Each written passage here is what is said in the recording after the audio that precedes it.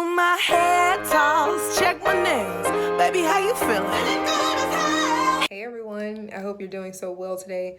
Listen, I wanted to chime in on the discussion of Lizzo and this entire what I refer to as bootygate dress. Is so salacious, and I wanted to lend my thoughts to it because why not? Everyone else is doing that too. I cannot believe, and I want y'all to come in really, really closely. I cannot believe that Lizzo has the absolute unmitigated gall and the audacity to do whatever she pleases. I mean, oh my God. How dare she feel comfortable in her body? How dare she feel a sense of agency? How, oh my gosh, I cannot believe this. How dare she do something that female entertainers and some male entertainers, but in this regard, what a lot of women entertainers have done for decades. I mean, the audacity of her. My point is this. All of y'all sitting here with this outrage and this concern that she was at a family event and that she showed her round brown. Stop it. Stop. Knock it off, okay? Y'all want to sit here with this fake outrage like you're just so, oh my gosh, I'm just so appalled and I cannot believe that she would show her behind wearing a thong. Listen, a couple of points. Y'all worry about the wrong thing. You're worried about the wrong thing, the wrong thing. Yeah, y'all worry about the wrong thing, okay? So oftentimes I find that in our society, we are so easily seduced and so easily swayed by things that, to be perfectly honest, they don't matter. Why should it be a concern about what someone wears? How is that impacting your day-to-day experience? How is that impacting your life? Like, for real, for real. Y'all really need to stop. One, shaming women into these whole respectability politics and saying like, women really need to be more classy. That's not classy. I'm gonna tell y'all something. This whole notion about what is classy and what isn't, that is a Eurocentric white value system in terms of what's classy and what's not. You need to knock that off. And you really need to do your research about these terms and these ideologies and these belief systems that you espouse. You have assimilated into this kind of culture and into this kind of framework very unconsciously, and you need to stop it. All of this outrage and all of this concern and everyone sort of chiming in about this issue, I'd love to see your same concern and your same real, like, gut-wrenching outrage pouring out about issues that actually matter. Because Lizzo and her bootygate dress, like, no one got harmed. No one was hauled off into some of these modern day concentration camps that we have here on US soil. I would love to see you all be extremely outraged and come up in arms with the same sort of energy about these children who have been separated from their families, from their parents for over 2 years now. Most recently, there's a video that surfaced, I want to say within the last 2 days, of a 16-year-old child. A 16-year-old child, his name was Carlos. Because of the white supremacist, toxic, racist, horrible society and government that we all reside in, and that dictates and influences our day-to-day experiences, they have sanctioned these modern day concentration camps for Spanish-speaking people specifically. And this 16-year-old child on this video, it showed the last moments of his life. And the reason why he died is because he had complications of the flu. He wasn't given the adequate care. He was not seen after. He wasn't checked in on or anything like that. Not to mention the people who were in this detention center, who were supposed to be there working and, you know, overseeing the whole facility.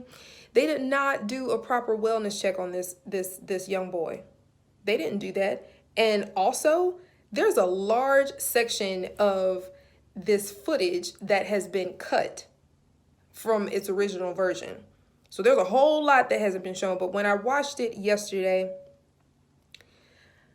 it's horrific. Now, this happened in May. However, the video just surfaced a couple of days ago.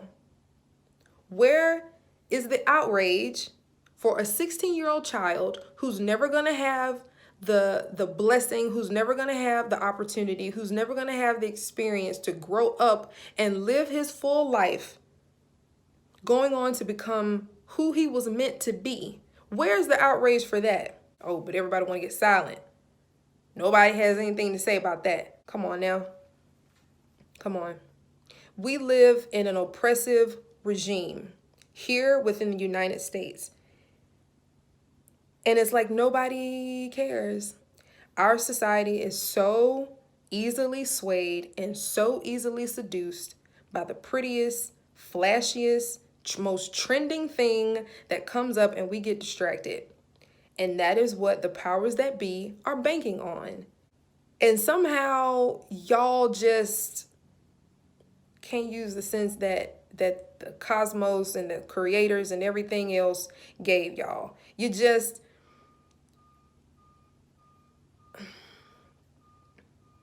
Or better yet, a story that I've been following for weeks now about a 27-year-old veterinarian in a specific area in India. Going home one evening on her moped, it broke down, and this 27-year-old young woman was accosted by 4 men, and she was gang raped. And if that wasn't terrible and heinous enough, she was then doused with gasoline and she was set on fire. Her name was Priyanka Reddy. And I have not seen one of you that I either follow or engage with online, the same of y'all who have spoken out so vastly and so eagerly about Lizzo and this bootygate dress. I've not seen one of you have that same level of concern or outrage or you know, coming up in arms to discuss this issue about this sacred human life that was taken from our society through some of the most vicious and heinous means due to the normalization and the standardization of anti-womanism. And you know what's really disgusting? A very popular Bollywood director, Daniel Shravan, says that rape without violence should be legalized. He says it should be legalized in India and women should carry condoms with them.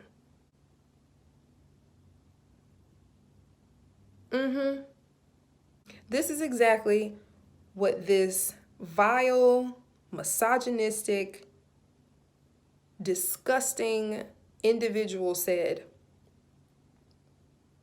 And I know a lot of you are probably thinking, well, what does that have to do with me?